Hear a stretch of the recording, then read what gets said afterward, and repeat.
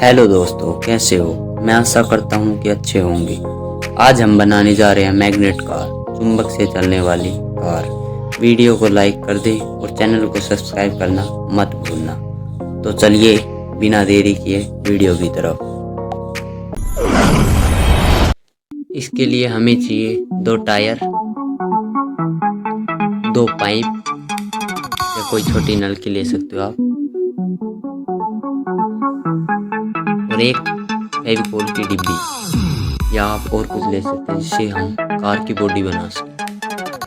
सबसे पहले हम ग्लू गन की मदद से इस नलकी को चिपका देंगे।